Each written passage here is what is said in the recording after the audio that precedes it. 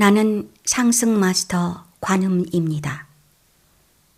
이윤을 내는 최고의 방법은 무엇일까요?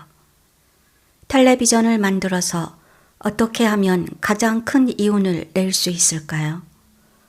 수요를 충족시키려면 충분한 텔레비전을 생산해야 합니다. 텔레비전을 너무 많이 생산하면 과잉되어 가격이 하락할 것입니다. 전체 경제는 적어도 이 수요와 공급 사이에 미묘한 균형을 바탕으로 작동된다고 합니다. 이윤을 창출하는 단 한 가지 방법은 간단히 수요를 살펴보고 그 품목을 생산해서 사람들이 기꺼이 지불할 수 있는 가격에 판매하는 것입니다. 하지만 어둠의 존재들에게는 이것으로 충분하지 않습니다. 이것으로 절대 충분하지 않았고 앞으로도 절대 충분하지 않을 것입니다. 그들은 엄청난 이윤을 얻기를 원하는데 어떻게 해야 그런 이윤을 낼 수 있을까요? 수요를 조작하고 공급을 조작해야 합니다. 인위적으로 수요를 늘릴 수 있다면 더 많은 텔레비전을 팔아서 더 큰 이익을 낼 수 있습니다. 그런데 사람들에게 자원은 한정되어 있으므로 제한된 수량의 텔레비전만 생산할 수 있다고 믿게 한다면 어떨까요? 그러면 사람들은 더 많은 돈을 지불할 수 있게 됩니다. 어떤 사람들은 텔레비전을 살 수 있지만 이웃은 그렇지 못합니다. 이렇게 되면 가격은 올라가고 그에 따라 수익도 높아집니다. 이것이 자원 부족에 대한 전체 의식과 어떻게 연결되는지 모르겠습니까? 사람들이 석유가 부족하다고 정말로 믿게 만들수록 그들은 시장에 유통된 기름에 기꺼이 더 많은 돈을 지불할 것입니다. 이 방법은 사실 더 많은 매장량의 석유가 발견되었음에도 1973년 첫 번째 오일 쇼크 이후 대단히 잘 먹혔습니다. 실제로 오늘날 석유 매장량은 1973년에 알려져 있던 것보다 더 많습니다. 기름 가격은 여전히 수도 없이 올랐는데 부족하다는 인식과 고갈될 수 있다는 두려움 때문입니다. 생산 비용을 고려한다면 사람들은 실제로 필요 이상의 돈을 주고 기름을 사는 것입니다. 사회 모든 측면에 이런 결핍의식, 자원이 부족하다는 의식이 침투해 있다는 것을 모르겠나요? 그리고 이런 의식은 모두 물질 영역 밖의 세상의 영역에 존재하는 어둠의 존재들과 육화 중이면서 어떤 목표를 가진 어둠의 존재들에 의해 조작됩니다. 에너지를 추출하는 것이든 돈을 뽑아내는 것이든 그것은 일종의 그들의 어젠다입니다. 그들은 적극적으로 자원 부족이나 결핍에 대한 두려움을 이용해서 사람들을 조종합니다. 여러분은 하지만 자원은 부족한 것 아닌가요? 기후를 위협할 수 있는 이산화탄소와 온실가스로 인한 오염의 위험이 정말 없는 것인가요? 라고 할 수 있습니다. 하지만 희소성과 위협이 있다는 것이 무슨 상관인가요? 만일 화석 연료를 더 이상 쓸모없게 만들어서 화석 연료가 초래하는 오염을 제거할 수 있는 다른 형태의 기술이 있다면 화석 연료의 결핍과 위협을 인식한들 그것이 뭐가 중요하겠으며 이런 상황들이 무슨 의미가 있겠습니까? 지구 여러 지역에서 음식을 요리하거나 난방하는 유일한 방법이 나무를 떼는 것이었던 시절이 있었습니다. 어떤 지역에서는 농사지을 땅을 마련하기 위해 숲을 개간했고 집짓기와 난방에 너무 많은 나무를 사용해서 나무가 부족해졌습니다. 당시 사회가 오늘날과 같은 사회였었다면 사람들이 아주 쉽게 나무가 부족해질 것을 두려워하도록 조종당했을 것입니다. 그리고 만일 누군가가 인구는 적지만 숲에 나무가 풍성한 다른 나라에서 나무를 수입할 수 있었다면 그는 나무를 수입하여 나무가 고갈될 것을 두려워하는 사람들에게 팔아서 막대한 이익을 얻을 수 있었을 것입니다. 여러분도 아주 잘 알듯이 석기 시대로 돌아가 보면 나무가 부족했던 특정 나라들이 있었고 나무가 많은 거대한 숲이 있는 다른 지역도 있었습니다. 나무는 부족하지 않았습니다. 하지만 어떤 의미에서는 부족했습니다. 그 나무가 부족한 지역으로 운반할 방법이 없었기 때문입니다. 나무가 어느 정도는 부족했다고 할 수 있습니다. 그러나 그것은 다른 에너지원을 이용하는 방법이나 나무를 한 지역에서 다른 지역으로 운반하는 방법에 대한 지식이 없었기 때문입니다. 예를 들면 아직도 건물을 짓기 위해 목재를 수입하는 국가들이 있는데 이는 나무가 충분히 넘치는 다른 국가들이 있기 때문입니다. 지금은 나무를 운반하는 기술 때문에 그런 나무 부족 현상이 없어졌습니다. 집을 난방하기 위해 나무를 떼던 방식을 필요 없게 만든 것 중 하나는 석유였습니다. 석유는 몇백 년 전에는 쓸모없는 물질이었는데 석유를 이용할 수 있는 지식이 없었기 때문입니다.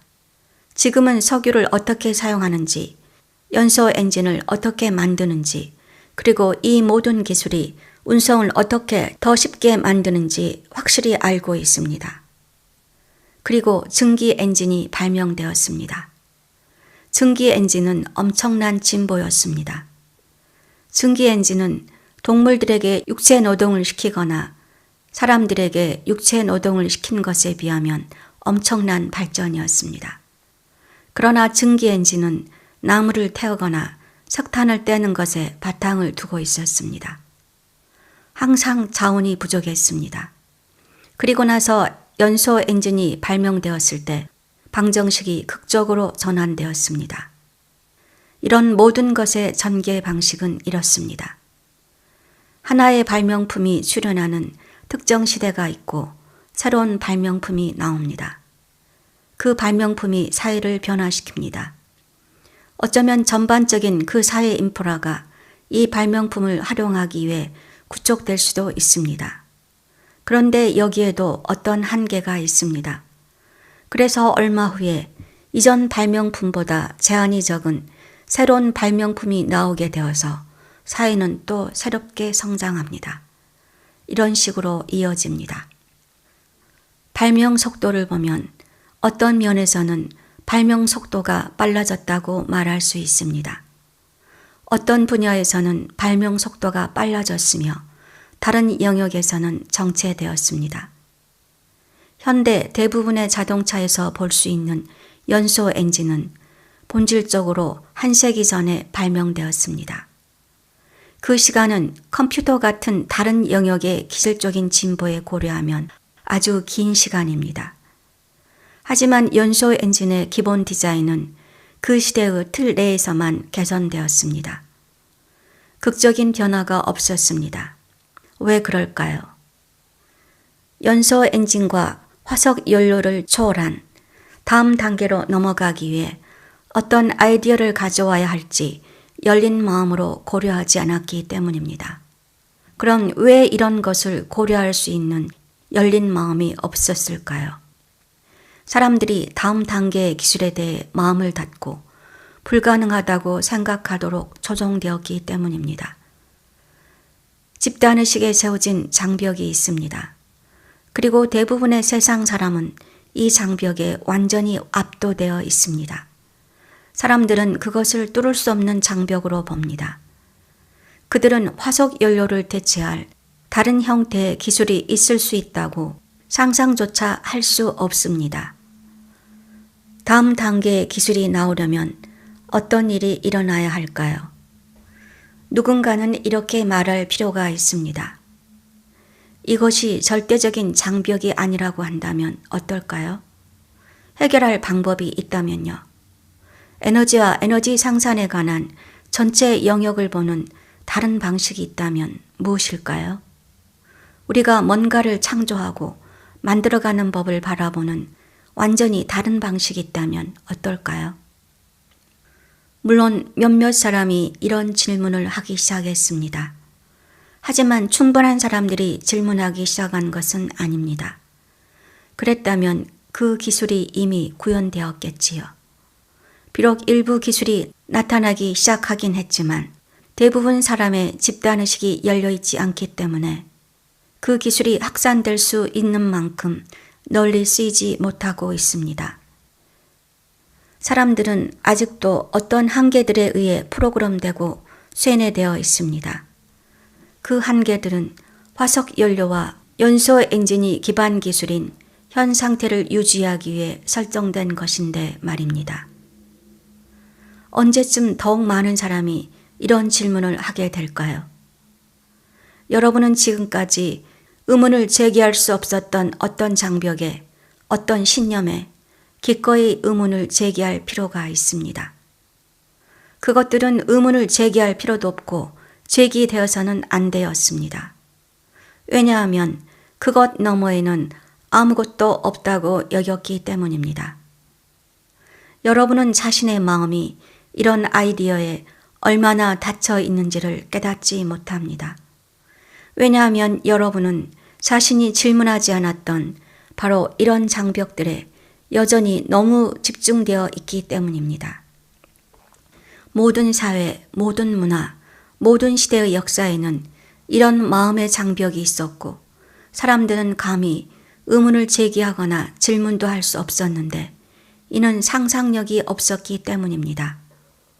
하지만 이것은 자기적으로 만들어진 상황입니다. 사람들을 이런 상황으로 끌어들이는 소용돌이, 집단 야수가 있습니다. 그것들은 사람들이 현상 유지를 수용할 뿐만 아니라 현 상태에 집착해서 그것을 의심할 수도 없다고 생각하게 합니다. 사람들은 그런 질문을 하도록 허용되지 않습니다. 그런 질문을 해봐야 아무 소용이 없다고 생각합니다. 달리 할 수 있는 일이 없기 때문입니다. 여기서 여러분이 할 수 있는 일은 여러분이 자신은 아무런 영향력도 발휘하지 못하게 만들어 놓은 자연법칙 하에서 사는 것이 아님을 인식하는 것입니다. 또한 어떤 신이 창조하여 여러분은 아무런 영향력도 발휘하지 못하는 세상에서 사는 것도 아님을 깨닫는 것입니다. 여러분은 현실 시뮬레이터에 살고 있습니다. 여러분이 지구에서 보는 조건들은 신이 부여했거나 자연이 지시한 절대적인 것이 아닙니다. 시뮬레이션된 조건들입니다. 무엇이 그 조건들을 시뮬레이션 할까요? 인류의 집단의식이 이 조건들을 시뮬레이션 합니다. 여러분이 거울에 투사한 것이 여러분에게 반사되어 되돌아옵니다. 여러분이 투사하는 것을 바꾸세요. 그러면 거울이 돌아오는 것을 바꿀 것입니다. 늘 그래왔습니다. 늘 그럴 것입니다. 다른 방법이 없습니다. 왜 200년 전보다 오늘날 더 나은 사회에 살고 있을까요? 일부 사람들이 마음을 전환하여 의문을 제기할 수 없는 것에 의문을 제기했기 때문입니다. 어떻게 하면 미래에 더 나은 사회에 살게 될까요? 여러분이 마음을 바꾸고 의문을 제기할 수 없는 것에 의문을 제기해야 합니다. 어떤 다른 방법이 있을 수 없습니다. 앞으로도 아닙니다. 석기시대의 한계는 이전 시대의 집단의식이 만들었고 그 한계들은 지금 여러분의 문명보다 더 진보된 거대한 문명들의 붕괴를 일으켰습니다. 하지만 그 문명들은 다시 재현될 수 있습니다. 아이디어는 이미 있습니다.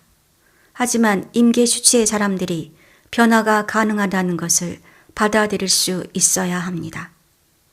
또한 그 임계 수치의 사람들이 변화가 이미 임박했다는 것을 받아들일 수 있어야 합니다. 우리 상승 마스터들은 지금 그것을 원합니다. 우리는 더 기다리지 않을 것이고 미루지 않을 것입니다. 우리는 지금 그러기를 원합니다.